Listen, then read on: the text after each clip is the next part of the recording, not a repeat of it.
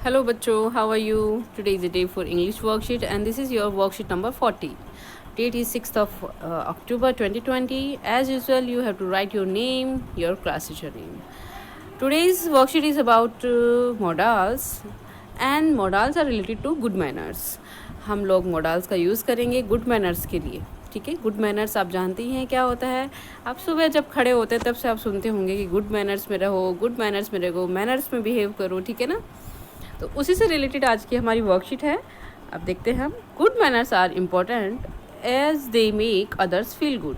Good manners बहुत ज़रूरी है क्योंकि वो दूसरों को फील गुड करवाते हैं. It is a way to pay your respect. और ये एक तरीका है जिससे आप दूसरों को रेस्पेक्ट दे सकते हैं. Good manners shows the best in you and encourage others to do best too. Good manners जो होते हैं दूसरों को जो आपके अंदर जो बेस्ट होता है वो शो करते हैं. और जब आप अपने अंदर का बेस्ट शो करेंगे तो दूसरे लोग भी इनकरेज हो जाएंगे ना कि हम लोग भी अपना अच्छा दें.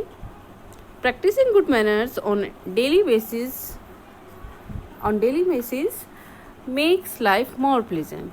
और गुड मैनर्स की डेली बेसिस पे अब जब हम प्रैक्टिस करेंगे तो हमारी जो लाइफ है बहुत ज़्यादा प्लीजेंट हो जाएगी.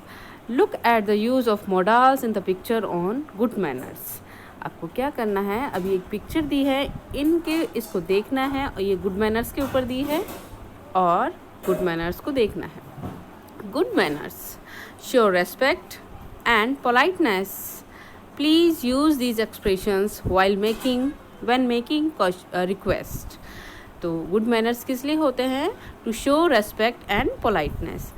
प्लीज़ आप लोग ये एक्सप्रेशंस ये जितने भी एक्सप्रेशंस इन्होंने दिए हैं आप उनको यूज़ करिए जब भी आप किसी के रिक्वेस्ट करते हैं. फर्स्ट इसमें दिया है will you.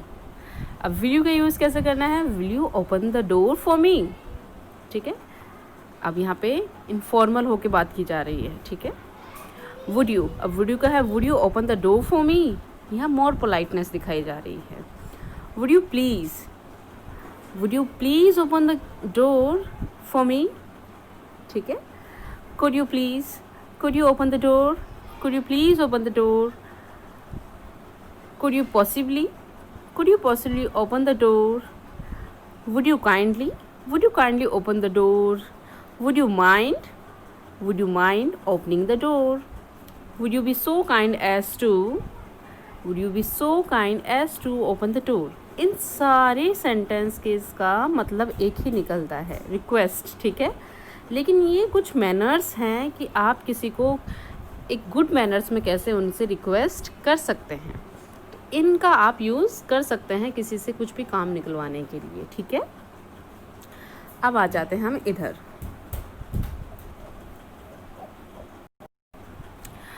They are use to talk about possible situations.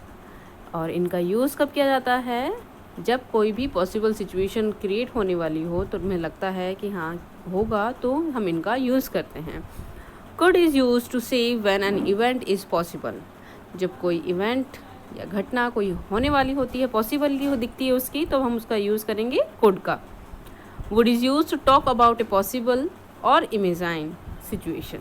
जब कोई सिचुएशन हम इमेजिन करते हैं उसके लिए हम किसका यूज़ करेंगे? वुड का. कि काश मैं रानी होती. ठीक है. इस तरीके से. Should is used for advice and for suggestions. Should का तो यूज़ आप सबको पता ही होगा कि एडवाइस के लिए किया जाता है और किसी को हम सुझाव देते हैं तो उसके लिए किया जाता है. सलाह और सुझाव के लिए हम शुड का यूज़ करते हैं. तो तीनों का यूज़ आपको पता चल गया है. अब कुछ वर्कशीट्स की इसमें एग्जाम्पल्स दिए हैं वो आपको क्लियर करने हैं. In the following sentence about good manners choose the correct modal from choices given. कुछ चॉइसेस आपको साथ में दी गई हैं, उनमें से आपको चूज़ करके लिखना है. First 1 stand up when an elders person enters A room. जब कोई कमरे में कोई बड़ा कमरे में आता है तो एक दूसरे को खड़ा हो जाना चाहिए. ठीक है. स्टैंड अप हो जाना चाहिए. इसके लिए आप क्या यूज़ करोगे? शुड का या वुड का? अब यहाँ आपको देखना है कि एक मैं एग्जांपल आपको समझा देती हूँ कि यहाँ क्या सुझाव दिया जा रहा है. आप देख सकते हैं कि जब कोई बड़ा कमरे में आता है तो किसी को खड़ा हो जाना चाहिए उनके रेस्पेक्ट में लिए. ठीक है. तो इसके लिए क्या यूज़ कर सकते हैं हम? शुड का. तो 1 should stand up when an elder person enter a room. ठीक है, बाकी के आप सारे आप खुद करेंगे। मैं आपको एक्सप्लेन कर देती हूँ। Second, it is good manners if you, ये बहुत अच्छा मैनर्स है, if you make eye contact with people you are talking to, जब आप दूसरे लोगों से बात करते हैं तो उनके साथ में आई कॉन्टैक्ट करना, ये आपका गुड मैनर्स है। ठीक है। Third, you dash use thank you and you are welcome while talking to others, जब आप दूसरों से बात करते हैं तो आपको थैंक यू और योर वेलकम का यूज़ करना चाहिए। Fourth, it is consider polite if you dash leave a thank you note, ठीक है, ये बहुत कंसिडर किया जाएगा बहुत ही पोलाइट तरीके से अगर आप एक थैंक यू नोट भी लिखते हैं। फिफ्थ है आपका, teach childrens that they dash offer to serve people who enter their home, अपने बच्चों को ये सिखाना चाहिए कि जब भी कोई घर पे आता है तो वो दूसरे लोगों को सर्विंग में हेल्प करें। ठीक है, उनको सर्व ज़रूर करें, कुछ भी पानी देना है या कुछ ब्रेकफास्ट या कुछ भी आप स्नैक्स आइटम्स जो भी देते हैं उनके लिए। सिक्स्थ है, you dash offer to open the door for others, आपको दूसरों के लिए गेट खोलने के लिए ऑफ़र करना चाहिए। अब सेवन्थ है, biting nails dash be a complete no for all, nails bite करना, काटना नेल्स को सबके लिए क्या है, नो है, ये अच्छी हैबिट नहीं होती ना, गुड मैनर्स नहीं होता ये। Eighth, licking your fingers at the dining table dash not be done, अपनी उंगलियों को चाटना डाइनिंग टेबल पे वो क्या नहीं है, सही नहीं है, ये गुड मैनर्स नहीं होता ना। नाइन्थ है, if you sneeze or cough you dash use a handkerchief, जब आपको खांसी आती है या आपकी छींकते हैं तो आपको हैंकरचीफ का यूज़, रुमाल का यूज़ करना चाहिए।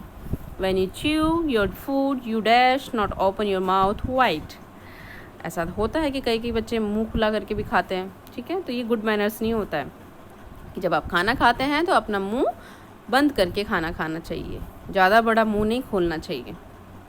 Offering food to the hungry dash be a good deed, जो भूखा इंसान हो उसको फूड ऑफ़र करना एक अच्छा कार्य हो सकता है। टीजिंग एनिमल्स डैश बी बहुत इनकरेक्ट एंड इमोरल, जानवरों को परेशान करना दोनों ही इनकरेक्ट भी है और इमोरल भी है।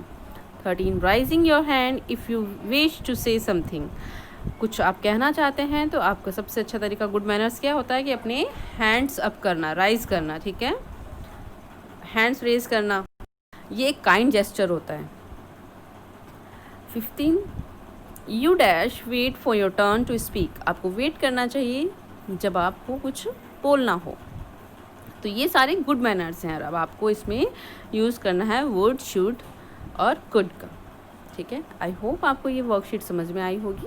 फटाफट से अपनी वर्कशीट कंप्लीट कीजिए और इसको सेंड करिए।